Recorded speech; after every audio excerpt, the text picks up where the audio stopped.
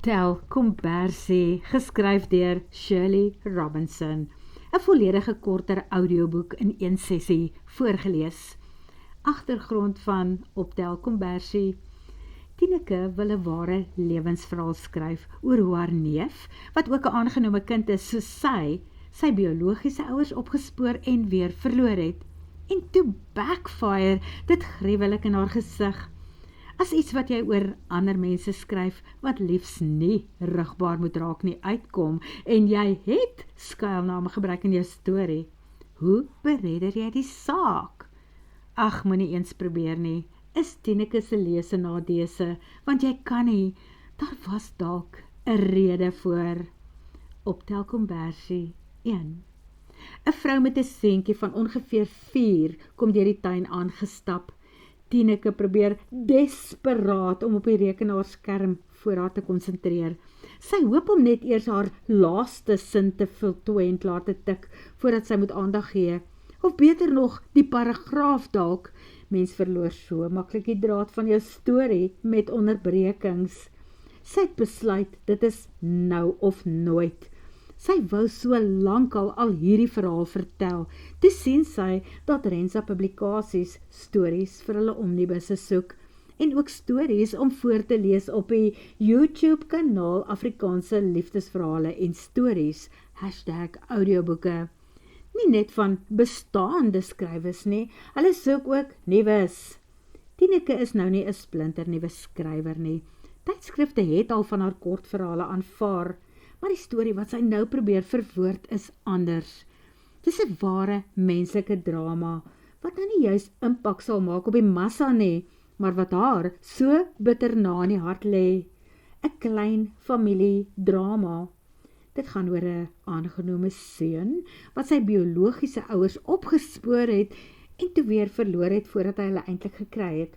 Ag, dalk is die soort tema al holrigery, maar as dit jou en jou eie mense se storie is, en jy die pad tree vir tree saam met die man beleef, dan raak dit jou na aan die hart. Die vrou in die tuin besef waarskynlik dat daar iets dringend is aan die manier waarop Tineke die rekenaar se toetsbord nou bewerk. Sy waai net 'n groet en verander van koers na die plaasdeure toe. Maak eers klaar, beduie sy oor haar skouer. Ek het genoeg tyd en wil net graag 'n bespreking maak vir 'n kinderpartytjie. Fantasties, ek help julle graag. Ek is nou by julle, sê Tineke. Toe kyk sy vinnig. Die titel van haar storie is Optel Kombersie. Dit gaan oor David Serfontein, haar neef. Dit alles staan nou bo in die bladsky en daaronder staan: waar begin 'n mens? By die kind se babatyd, die storie van sy biologiese ouers, die dag toe hy agtergekom het dat die Serfonteins nie sy eie vlees en bloed is nie, die ongeluk dalk wat sy gesin se lewens verwoes en verander het, David se vertrek daarna met sy oudste seun 15 jaar gelede al na Skotland om 'n nuwe lewe daar te gaan maak. Maggies, dit is moeilik om oor iemand se lewe te skryf. Watter gedeeltes wil lesers van weet en wat laat 'n mens uit? En wat mag jy noem en wie se identiteite moet liefs beskerm word? Tineke storie hele bladsy wat sy sover uitgedink het, staan op en stap na die vrou by die seentjie wat nou rustig op een van die hobbelperdjies in die tuin sit. Hy's 'n soet kind, een van die min, wat nie die perd wikkel, dat jy net houtsplinters en spykers sien spat nie. Middag, ek is Tineke. Jy het genoem dat julle 'n kinderpartytjie hier wil hou. Kan ek solank vir julle iets kry om te eet of te drink, terwyl ons daaroor praat? Ek is Frida, en dit is my seentjie Arrie. Wanneer die kind opkyk, toe hy sy naam hoor, vra sy ma: Arrie, het jy gesê dat jy 'n dik piesang melkskommel wil drink? Blief dan nie, Tineke, 'n geel melkskommel vir Arrie, en ek het iewers gehoor dat jou swart bessie kaaskoek legendaries is. Sy loer vinnig na die handgeskrewe spyskaart en tee, sommer gewone 5 rose met melk en versoeter. Graag, en dankie vir die kompliment oor die kaaskoek. Tineke skryf op haar boekie: wanneer moet die kinderpartytjie gebeur? Arrie word oor 'n week 4, Skus, dis kort beplanning. Die plan was om sy partytjie by my ouers se huis te hou, soos die afgelope paar jaar, en soos wat my broers en sissies se kinders ook gewoonlik hulle partytjies daar kry. Ons is 'n groot gesin, en nou is daar al 'n hele klompie klein kinders in die familie, maar sy sluk en haar pragtige blou oë swem skielik. My pa is 5 dae gelede oorlede, skielik aan 'n hartaanval. My ma's nog te rou om te help en reg te staan vir 'n partytjie. Gewoonlik is sy die een wat al die reëlings gemaklik uit ons hande haal. Maar nou wil ek haar die moeite spaar na hierdie trauma. Dan loop die trane en Frida haal haar handsak onder die stoel uit om 'n sneusie uit te haal. Frida, ek is so jammer. Tineke staan 'n oomblik, sy wonder, moet sy vir 'n wildvreemde vrou 'n drukkie gee? Maar nee, gee haar liewer 'n oomblik om beheer oor haar emosies te kry. Ek gaan jou bestelling deurgee, kom bys toe en dan bring ek ons partytjieboek. Of wil jy eers 'n bietjie alleen wees terwyl jy jou tee drink? Nee man, ekskuus oor my tranendal. Ons is almal nog so geskok. Frida prop die sneesdoekie ergerlik terug in haar sak. Asseblief bring die boek en kom sit by ons. Meeste van die tyd glo ek is alright, en dan tref die waarheid my weer. Dit sal seker beter gaan as die begrafnis eers oormôre verby is. Ag, mens verlang altyd maar weer, al gaan soveel jare verby. Al was dit nie eens jou eie vlees en bloed nie, voeg Tineke in haar gedagtes by. Typies nie, om eers agter te kom wat jy verloor het, wanneer dit van jou af weggeneem is. Hulle aanneemouers was so goed vir hulle. Vir haar was dit beslis beter om by sorgsame ouer mense groot te word, as by 'n ma wat haar as tiener in haar liggaam gedra het. Tineke het eintlik nooit regtig die behoefte gehad om uit te vind wie geboorte aan haar geskenk het nie, totdat haar neef David eendag daaroor gepraat het. By hom was dit naderhand 'n obsessie. Maar wag, miskien moet sy eers op besigheid konsentreer. Sy en haar man, Marnus, het die plot gekoop met dien verstande dat dit selfonderhoudend moet wees. 'n Teetuin vir volwassenes, 'n buffet ete op Sondae teen 'n vasgestelde prys en plaasdiere soos hoenders, pony, hasies, bergbokkies en eende om kleintjies mee besig te hou. Nou kos die diere se kos soveel geld dat Marnus begin kombuiskaste maak en dit verkoop. Wat hy nogal geniet, van die garage is nou sy uitstallokaal en sy werkswinkel waar hy teen sy eie pas kan werk. En dit is lekker dat hy ook van die huis af kan werk. Hulle bly in elk geval heerlik op hierdie klein plaasie. Tineke stap terug met die verjaarsdagboeke, koekboeke, na waar Frida en die seentjie nou 'n hasie in die gras ontdek het. Lina sal nou julle bestelling bring, sê sy. Arrie, wil jy nog 'n bietjie by die hasie kuier? Dan roep mamma jou later om 'n koek vir jouself te kom kes. Maar die kind hoor nie eens nie. Hy en die haas kommunikeer, hulle op hulle manier. Die seun probeer om naby genoeg aan hom te kom om opgetel te word en die haas keer enige menslike kontak deur weg te hardloop. Ek besef nou eers dat dit die einde van die maand is. Was jy besig om jou boeke op datum te bring en oorbetalings te maak? Jy was so druk op jou rekenaar besig. Frida gaan sit weer op haar plek. Ekskuus dat ons dit nou vir jou onderbreek het. Ek beloof jou, ek sal nie met 'n lang en ingewikkelde verjaarsdagbeplanning voor jou kom nie. Niemand in ons familie is in elk geval lus vir feesvier in hierdie stadium nie. Boekhou en oorbetalings, nee glad nie. Tineke begin sommer lag. My boekhoustelsel is so eenvoudig dat dit my elke dag minder as 10 minute neem om op datum te hou.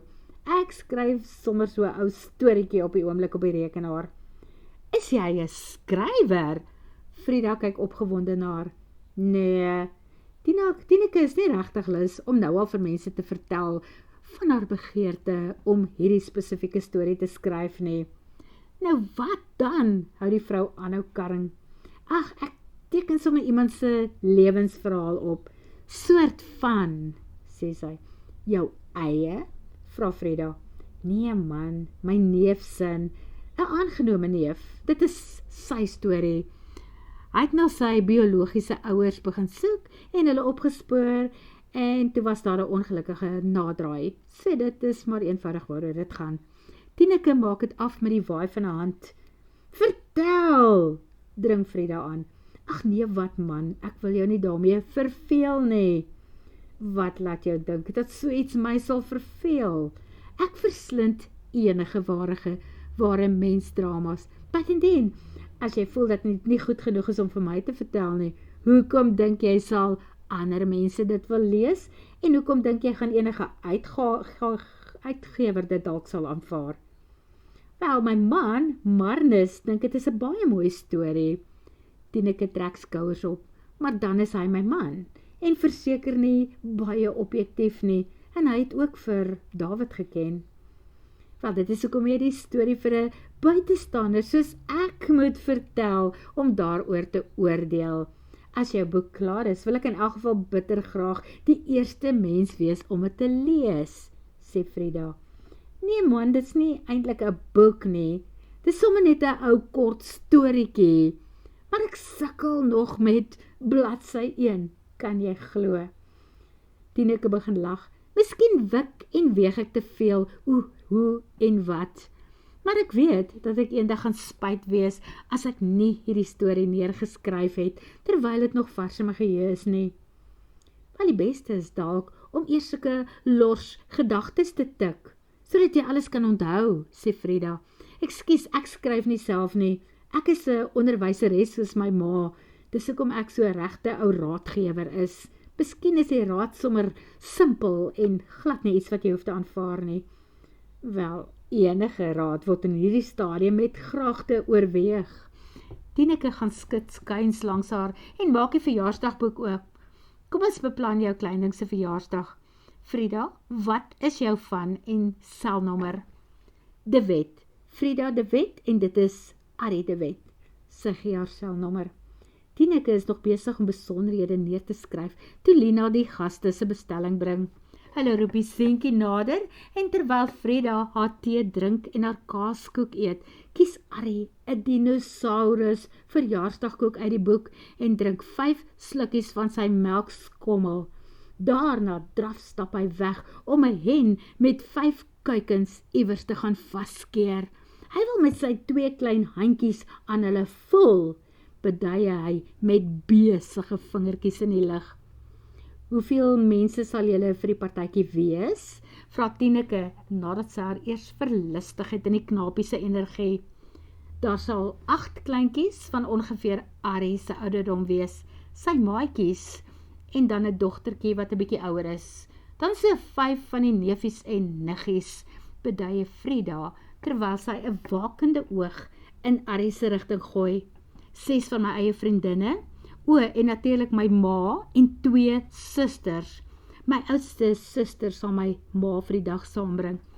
Ek moet haar weer so ver kry om belangstelling in die lewe te toon. Sy en my pa was nogal erg oor mekaar. Ja, dit is nogal moeilik om een van 'n mens se ouers so te sien verlang dat die ander een. My pa is al 7 jaar weg en my ma vertel elke dag dat sy nie meer wil leef nie. Sy wil liewer by hom wees. Hulle was langer as 60 jaar getroud. Soos met die meeste van die funksies wat op die plot gebeur, kuier Tineke nou meer met haar klant as wat daar gewerk word, en Frida is so gesellige en joviale mens. 60 jaar? Nou, hoe oud is jy, Tineke? Skus dat ek vra, maar jy lyk nog relatief jonk, of draai jy jou jare besonder goed? Ek is ook 'n aangenome kind, net soos die man oor wie die storie gaan. My ma, hulle het my eers laat in hulle lewens gekry. Is dit? Hoe lank was hulle getroud, voordat jy in hulle lewens gekom het? Frida, los haar nie uit nie. Stuk vir stuk trek sy alles uit Tineke, so tussen die lekker koek eet deur. 21 jaar? Wel, hulle het jou seker geweldig geniet, na die lang wag vir 'n eie kind. Was jy hulle enigste stukkie sonskyn? Frida skink nog 'n koppie tee uit die potjie. Oef, nee, daar was nog 'n optel kombersie, maar helaas oor daardie enetjie gaan ons nie praat nie. Laat staan nog 'n storie skryf. Tineke staan op. Ek sal jou finale kwotasie gaan uitwerk en kan ek dit later vanaand vir jou e-pos? Nee, hou dit hier. Ek sal dit môreoggend kom oplaai op pad na my ma toe. My ma het aangebied om die helfte van die funksie te betaal, so ek sal verbyry en dit met haar gaan bespreek na die tyd. Nou sal jy my 'n oomblik verskoon, ek sien daar het nog mense aangekom. Ek gaan net gou hoor waarmee ek hulle kan help. Waai vir my as jy iets nodig het, Frida. Die nuwe gaste is blykbaar studente en hulle bestel elkeen 2 hamburgers om saam te neem komine toe, want hulle moet nog gaan swat. Tineke braai self die eie en hamburger patties, toe Frida en die seentjie naderkom om hulle rekening te vereffen. Nadat Frida betaal het, bly sy staan. Sy het duidelik nog vrae op die hart. Het net nou iets gesê wat my so bietjie aan my siel geruk het. En dit is, wat? Vra Tineke. Jy het van optel kombersies gepraat. Hoekom noem jy julle kinders optel kombersies? Tineke glimlag en sit die stoof af. Die vleisies is gaar. Daai storie kom van ver af. My oom en tannie het 'n Malawiese chef gehad wat vir hulle kook en huiswerk gedoen het. Sy naam was Landilaan. Hy het my en die ander 3 altyd Mr. of Mrs. Koopas genoem.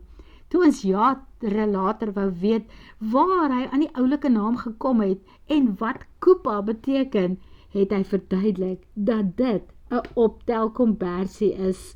Hy het gesê, ons is nie gebore nie, ons is kombersies wat by ons nuwe families afgelewer is. Wow, dit is so mooi, sê Frida. Ja, dit was baie kosbaar. Tineke skep die vleispatty op die broodrolletjies. Daarna was sy hande om Frida se klein geld uit te haal. Lina sal oorneem en die hamburgers klaarmaak.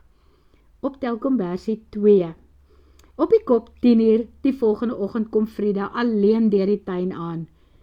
Nou waar is ons eregas? Waar is Arrie? Spot Tineke. Arrie is in die oggende in 'n kleuterskool, salig vir my, want dan kan ek my dinge sonder onderbrekings doen. Nou in daardie geval, kom ons werk vinnig deur die kwotasie. Ek het vir jou 'n voorbeeld van die kinders se lekker goed pakkies opgemaak om vir jou ma te gaan wys. Kan ons sommer by my werkstafel gaan sit? Tineke stap vooruit. Het jy tyd vir tee en 'n skan? Dis vandag op die huis. Ja, dankie.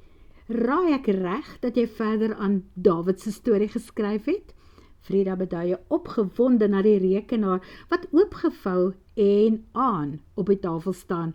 Ek kan amper nie gestaan slaap nie. Ek is so nuuskierig om jou neef se storie te lees. Frida, Tineke sug, ek het in die nag besluit om op hierdie een op te gee. Dit sal nie 'n boek word nie. Dit is nie interessant genoeg nie. Ek het besluit om alles wat ek tot nou toe geskryf het, uit te vee. Ag nee, jy kan dit nie doen nie. Frida kyk haar met daardie groot, sielvolle blou oë van haar aan. Sy lyk soos 'n dogtertjie wie se roomhuis uit haar hand gestamp is en nou in die sand wegsmelt. As jy nie meer die storie wil skryf nie, vertel dit dan vir my, asseblief. Ek weet ek is 'n agie, maar ek gaan nie rus voordat ek dit nie alles weet nie. Alles? Nee, kom ons doen dit liewer kortliks. Tineke dink 'n oomblik na. Ons aanneemouers, my pa en sy broer is met my ma en haar suster getroud. Wow, meneer en mevrou Serfontein. Frida vryf haar hande in mekaar, voels wat in dieselfde boom nes gemaak het. Die einste, Tineke skakel die ketel in die oop plan kombuisie daar by hulle aan. Na soveel jare moes vrede maak met die feit dat nie een van die egpare kon kinders hê nie, en besluit het om kinders aan te neem. Sê Frida, korrek, my oom en tannie het die eerste stap geneem. David was maar 10 dae oud toe hulle hom gekry het. Ons 4 het eers heel wat later uitgevind dat ons die bloedfamilie van mekaar of van die Serfonteins ons ouers is nie. Almal het dit ewe mooikies vir ons weggesteek. So waar, hoeveel later het julle uitgevind? Vra Frida besorg. Ons was almal al in die hoërskool. Ag nee, genigtig, dit moes die skok van 'n leeftyd gewees het, om so laat in julle lewens van so iets uit te vind. Ja, dit was nogal, maar mens kom oor dit, en dan bly dankbaarheid oor, glo my. Tineke kan nie help om te lag vir die uitdrukking van opregte meegevoel op Frida se gesig nie. Sy hou regtig baie van hierdie vroumens. En toe besluit julle om uit te vind wie julle biologiese ouers is, neem die jonger vrou aan. Nee, in daardie stadium al nie. Eers jare later, nadat 'n verskriklike tragedie ons baie na aan mekaar familie getref het. Dit is iets wat haar steeds emosioneel maak, al het daar intussen baie jare verbygegaan. David was getroud met Saintjie, en ek met Marnus, en Jana met Dirk. Jana is David se sussie. Maar jy het gesê dat julle nie boeties en sissies van dieselfde ouers is, nie? Maak sy seker. Nee, glad nie. Jana is David se aanneemsussie by 'n ander pa en ma. Tineke huiwer 'n oomblik. Maak my storie jou de mekaar. Ek gaan sukkel om dit te skryf as jy nie kan volg nie. Nee, ek volg nog, maar ek maak net seker. Jy sal dit mooi in jou boek moet uiteensit. Sy lig haar vinger en lyk vir Tineke soos 'n lid van die Waarheids- en Versoeningskommissie. Iemand wat haar feite behoorlik agter mekaar moet kry. Tipiese onderwyseres wat sy mos sê sy is. Is die storie vervelig? Vra sy weer. Keer my as ek jou verveel. Nee, Tineke, ek sterf van nuuskierigheid om te hoor waarheen jou storie gaan. Was julle kinderjare gelukkig? Ag ja, seker. Ons was maar gewone kinders, wat nie altyd by hulle ouers se wense wou respekteer nie, wat nie wou luister nie. David het byvoorbeeld gaan kunstswat en sy pa was 'n boekhouer. Sy pa het gereeld vir hom vertel dat hy nooit vir 'n gesin sal kan sorg deur prentjies te teken nie. Maar hy het, as illustreerder en ontwerper, het hy nogal naam gemaak. Dit moes sy pa trots gemaak het op hom. Wel, ek vermoed dit het, al wou hy dit nooit hardop sê nie. Maar toe gebeur die tragedie, 'n motorongeluk, waarin David sy vrou Saintjie en hulle oudste seun verloor het. Hy en die 7-jarige Joshua was ongedeerd, het agtergebly. Die ander 2 het uitgeval, die kar het gerol. 'n Motorongeluk, ag nee man. Frida se hand vou oor haar mond. Dit is duidelik dat sy gehoop het op 'n gelukkige storie met 'n veeverhaal einde.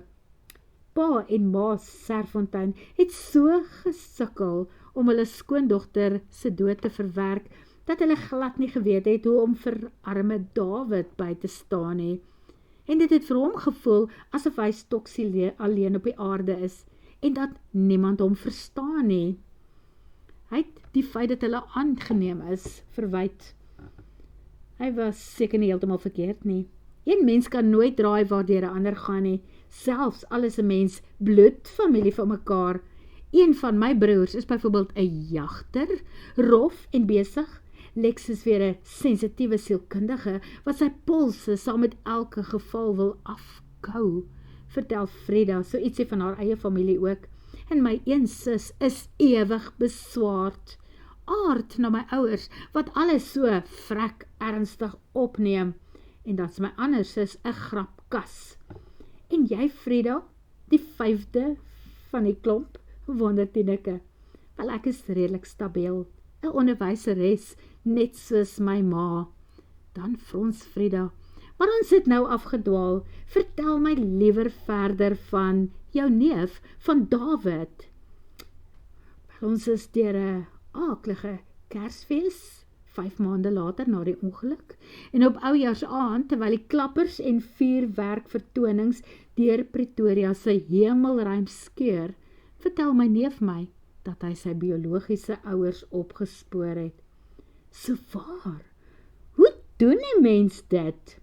Wel, jy gaan praat met 'n maatskaplike werkster by die CMR, dis nou as jy deur hulle aangeneem is, en hulle vind uit of die ma, wat aan jou geboorte geskenk het, jou wil sien. En kan jy glo, sy ma woon toe in dieselfde stad as waar ons almal gebore en groot geword het. Nie meer as 10 kilometer van hier af nie. En toevallig het David nog broers en susters gehad. Tineke skink vir haarself ook tee. Die CMR dame maak toe 'n afspraak met David se biologiese ma en vertel vir haar dat haar oudste seun, die een wat nou nie deel van haar gesin is nie en weggegee is vir aanneming, haar opgespoor het en haar baie graag wil ontmoet. En daar is sy ma self in ekstase. Sy wil hom net so graag ontmoet, volgens haar. Frida val haar nie weer in die rede nie. Sy haal duidelik skaars asem. Sy hap nie eers aan haar skan nie. Sy wag in spanning. Die ontmoeting was amazing, sê Tineke. Hy en sy ma het heeltyd op daardie eerste dag hande vasgehou, terwyl sy vir hom haar kant van die storie vertel het. Sy en David se pa was blykbaar saam op universiteit. Studente, hy 'n derde jaar, sy eerste jaar. Halfpad deur haar eerste jaar ruk dinge 'n bietjie hande uit, by wyse van spreke, en toe beland daar 'n broodjie in die oond. David, fluister Frida. Net mooi hy en die twee jongmense sien nie kans om vir hulle streng ouers daarvan te vertel nie.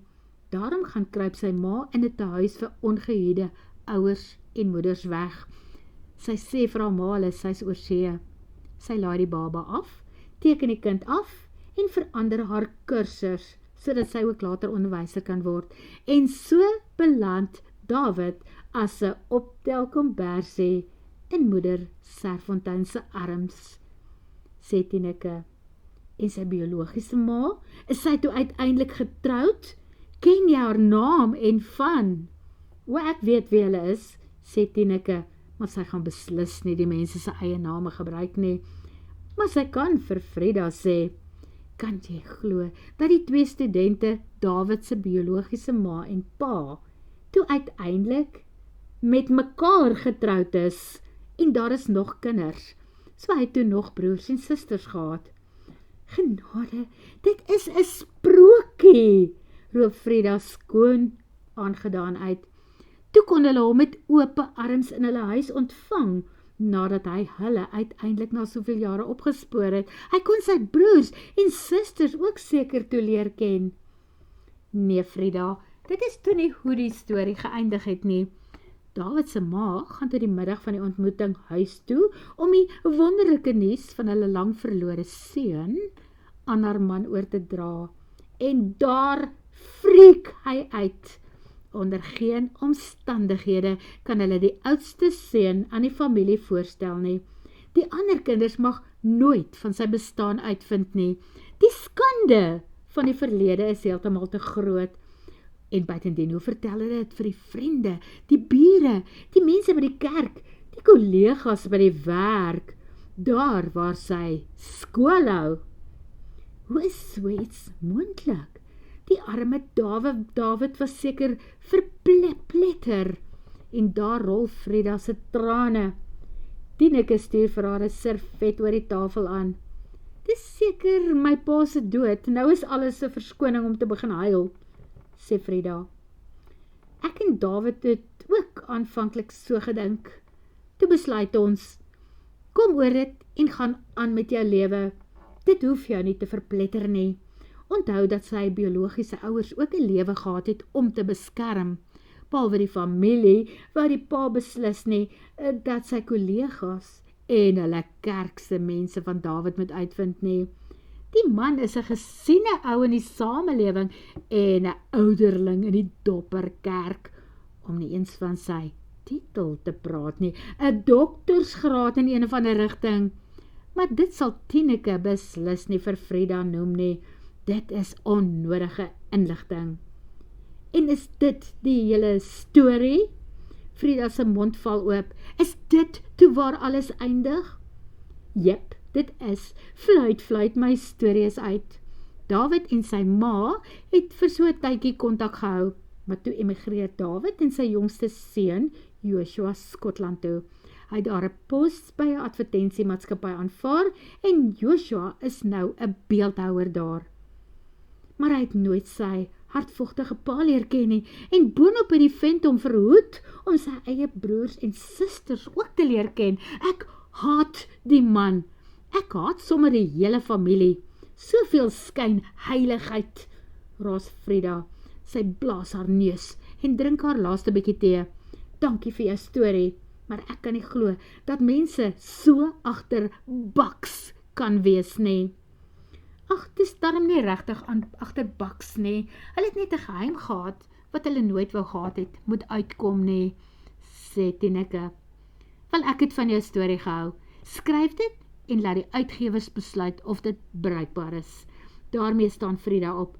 Nou ja, laat ek my ma gaan sien, ek laat weet jou. Maar ek dink ons aanvaar in elk geval. Ek sien jou volgende week met kleinman se verjaarsdag. Reg so. En sterkte met jou pa se begrafnis môre, Frida. Dankie, dit lê natuurlik soos 'n berg voor ons familie. 3. Tyd stap aan. Byna 'n week is verby, sedert Frida Arie se verjaarsdagpartytjie kom bespreek het. En vandag is die ou seentjie se groot dag. Tineke wonder wat Frida sal sê as hy moet hoor dat sy toe tog David Serfontein se storie geskryf en ingestuur het vir oorweging in die volgende omnibus en dat hulle dit moontlik gaan aanvaar en gunstig oorweeg. Vanselfsprekend het sy name en plekke verander. Die storie wat sy geskryf het, speel nie hier in Pretoria af nie, maar in Johannesburg. David se naam in haar storie is Dion Bosman. Hulle is die Bosmans en sy biologiese ouers is absoluut nie die van Aardes nie. In haar storie is hulle meneer en mevrou Nel. Dit is beter so, want sy wil ook nie hê dat iemand dalk die mense in haar storie herken nie.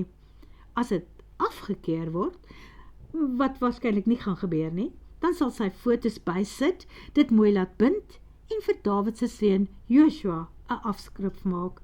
Miskien is dit een van daardie lewensverhale wat nie bestem is om deur ander mense ook gelees te word nie. Teen 9 uur begin Tineke en Lina tafels regskuif en dek.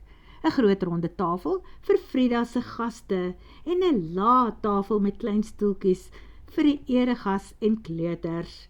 Blou en groen tafeldoeke en lekker goed pakkies en vrugtesappe by elke sitplek. Kleurvolle ballonne aan die stoellenings en 'n plastiek dinosaurus by elke gas se sitplek. Tineke, kyk net, alles lyk so pragtig, roep Frida van ver af. Dankie, dit was net 'n groot plesier om alles vir die jonge man se verjaarsdag reg te kry.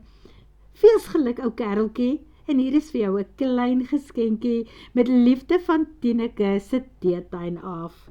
Tineke, nee man, jy moes nie, keer Frida, maar die kleintjie is al klaar besig om die sakkie oop te skeer en blaai opgewonde deur sy blaasdeure prenteboek. Dit is pragtig, dankie.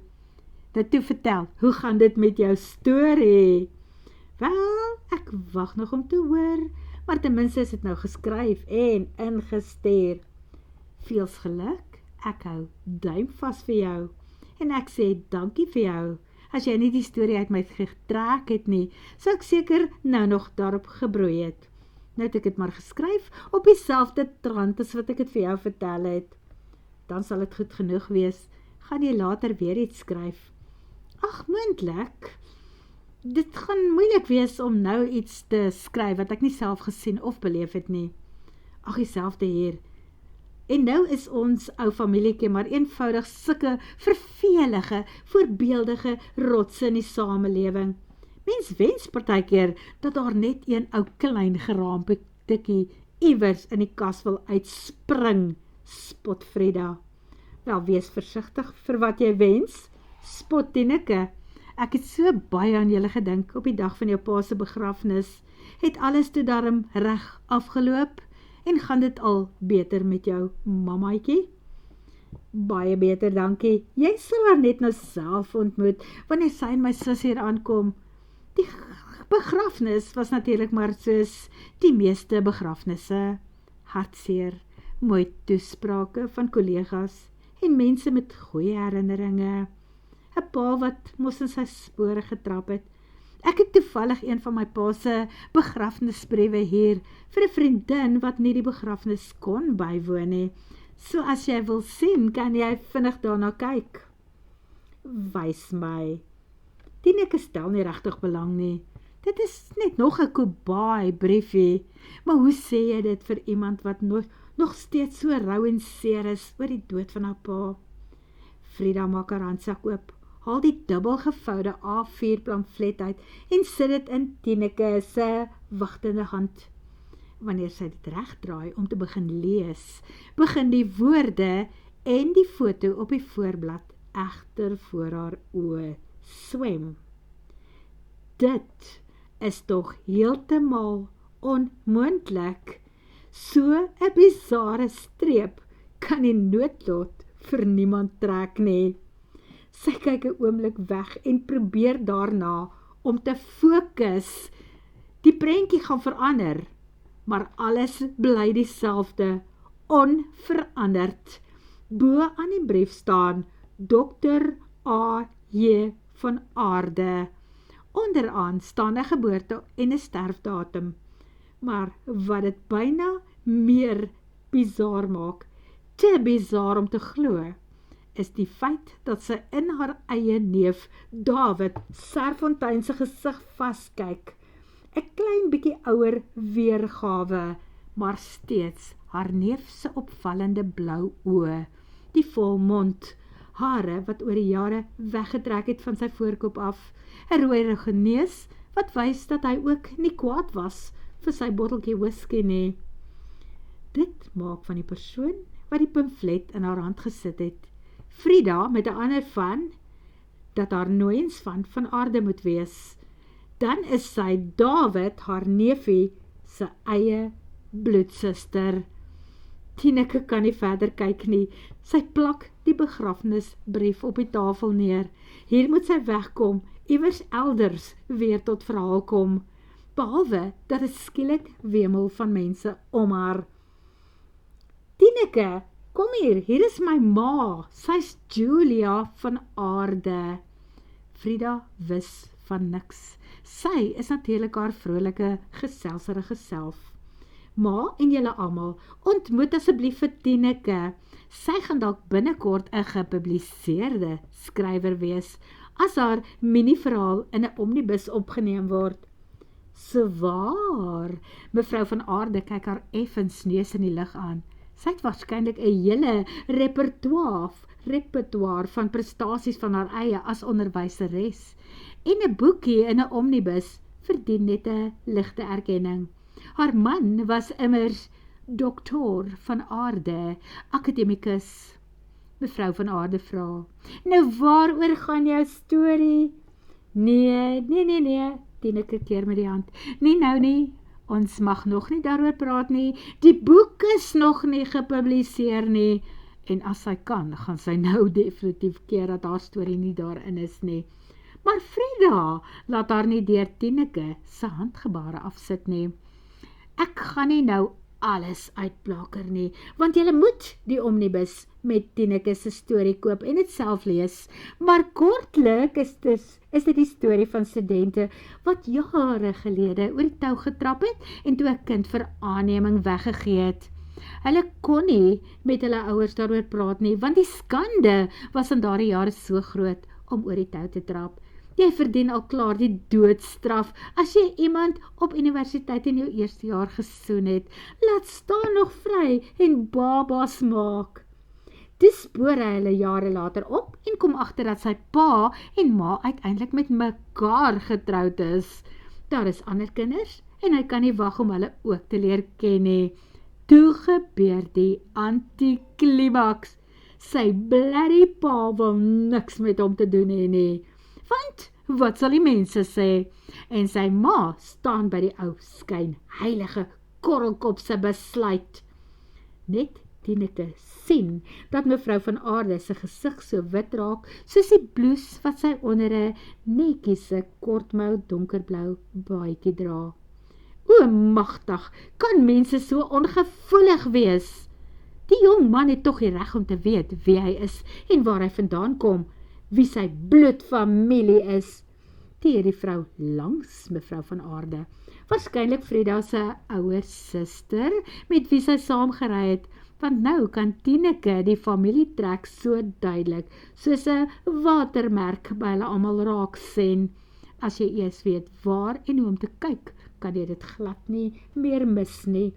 Almal het daar die opvallende potblou oë wat Dawid het. Wie is die varke? Vra een van die vriendinne. Natuurlik 'n neus in die lig oom en tannie, wat dalk boonop saam met ons almal in dieselfde kerk sit en boonop nagmaal gebruik. Skynheilig. Dit is nie so eenvoudig nie. 'n Storie het altyd 2 kante. Probeer Tineke keer. Haar hart breek vir mevrou Julia van Aarde. Dit is nie hoe sy die nadraai van haar storie voorspel het nie. Terloops, wie is die mense? Ek het jou nooit reguit gevra nie, Tineke.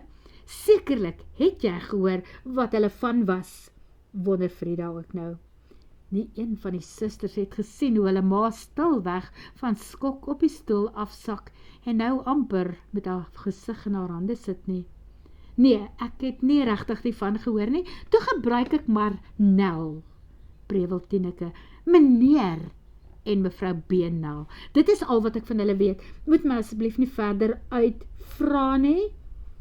Maar wat is jou neef se naam?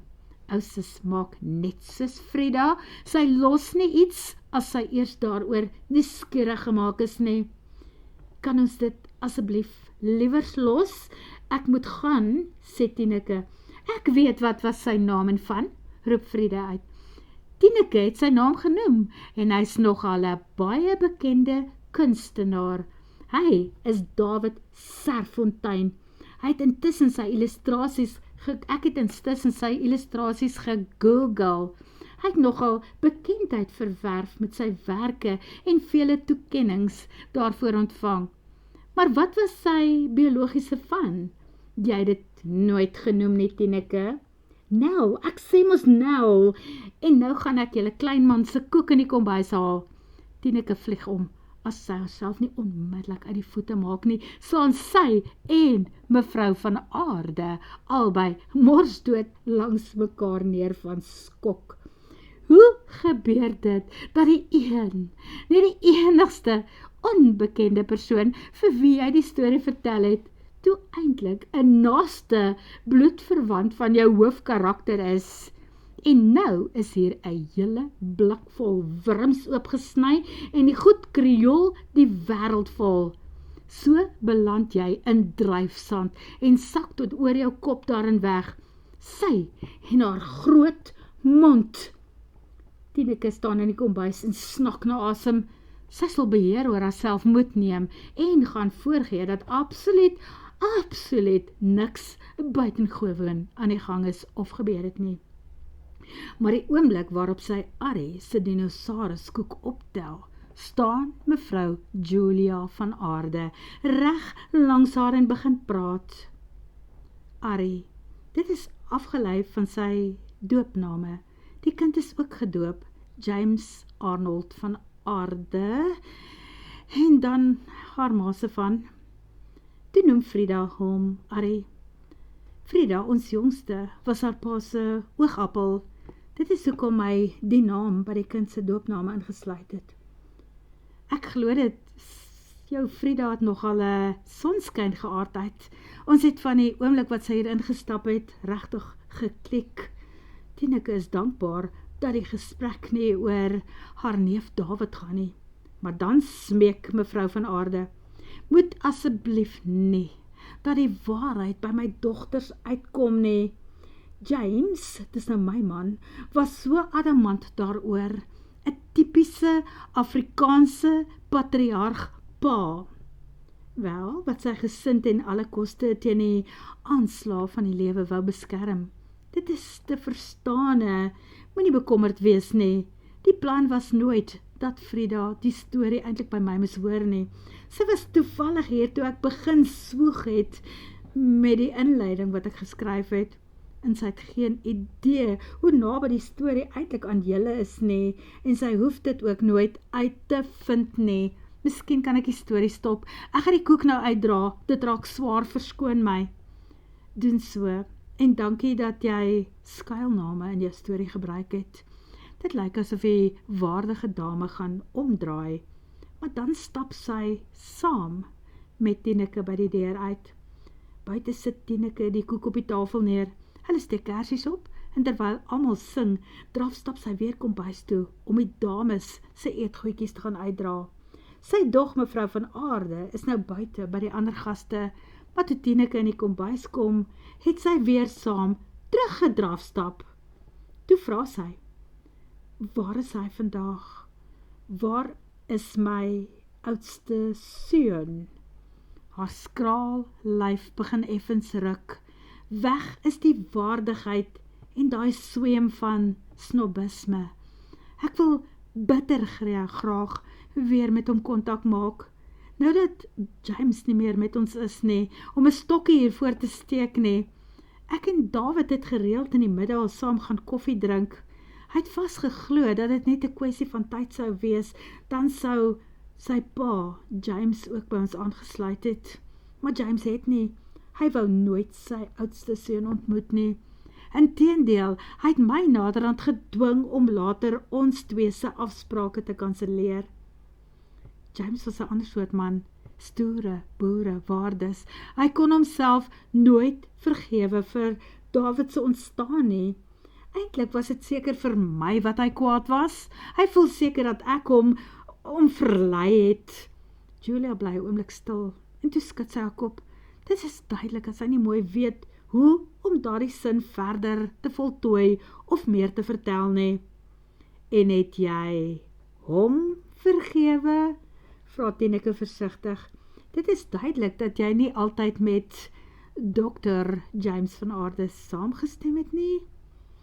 Ons het gewoonlik oor dieselfde goed of die meeste goed saamgestem. Ek was 'n baie goeie vrou vir my man. Vir sover dit van 'n mens 'n goeie vrou maak as jy altyd ja en amen sê, né? Gedagtes wat Tineke darm nie waag om hardop voor die vrou uit te spreek nie. Tog wil ek glo dat alles met 'n goeie doel gebeur, dat daar ook vir jou en Frida se ontmoeting uiteindelik in hierdie moeilike tyd 'n rede was, sê mevrou van Aarde. Wel, ek glo dit vas. Niks gebeur ooit toevallig en sonder rede nie, stem Tineke saam. Dan moet ek dadelik iets daaromtrent doen. Miskien moet ek begin om vir David laat weet dat sy biologiese pa pas oorlede is. Dit is mos Skotland waarheen hy geëmigreer het. Is dit nie wat jy gesê het nie? Ja, hy is Skotland toe, hy en sy oudste seun. Het jy vir my 'n telefoonnommer, 'n e-posadres? Glo dit as jy kan. Ten spyte van my ouderdom is ek heeltemal rekenaargeletterd.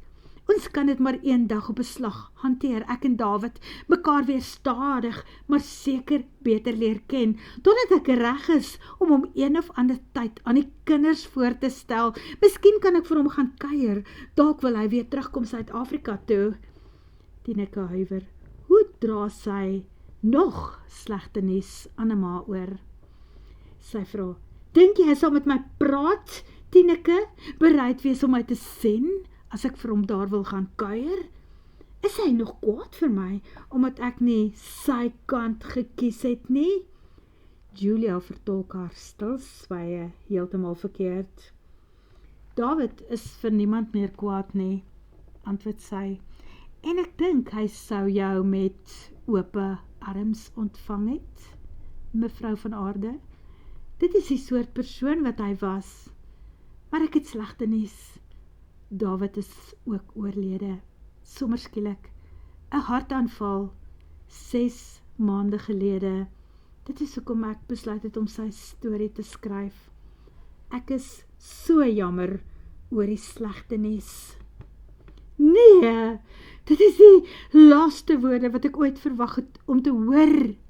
Julia van Aarde se gesig vertrek en die volgende oomblik breek die seerste snikke uit 'n vrou se lyf wat Tineke in haar ganse lewe gesien en gehoor het. Sy sit haar arm om die ouer vrou se skouers en die arms wat haar vasgryp voel soos die van 'n drenkeling na stormnag op die see. Ek is jammer oor die storie wat ek geskryf het. Ek sal probeer keer dat dit gepubliseer word. Troos Tineke toe die vrou se snikke naderhand minder word. Nee, los hulle om voort te gaan.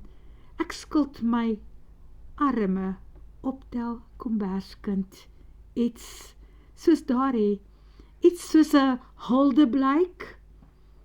Optel kombers. Dan het hy jou vertel van die Koopa familie en die agtergrond van die Optel kombersies. Hy het daarvan gepraat, die dag waarop ons ontmoet het. En Tineke onthou net een ding, 'n ma vergeet nooit van haar eerste Optel kombersiekind nie. Al neem die lewe jou waarheen, al word jy weggegee, of al raak jy hoe belangrik in jou eie oë.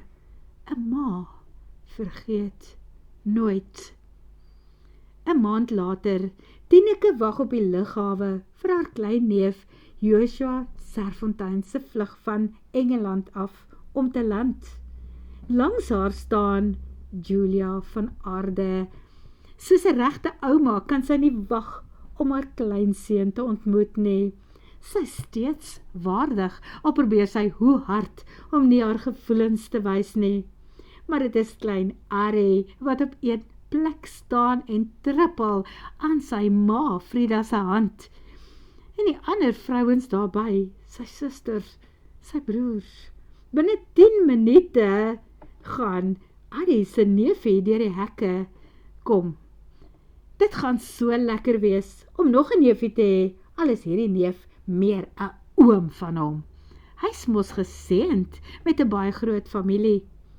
En Tineke kan nie wag om haar neefie se gesig te sien nie. Sy en hy het nie baie familie nie. Optel kinders is soms net een van 'n soort. Optel kombersies. En al is Joshua nie bloed van haar bloed nie, is hy steeds vir haar geliefde oorlewe neef Daaf se seun.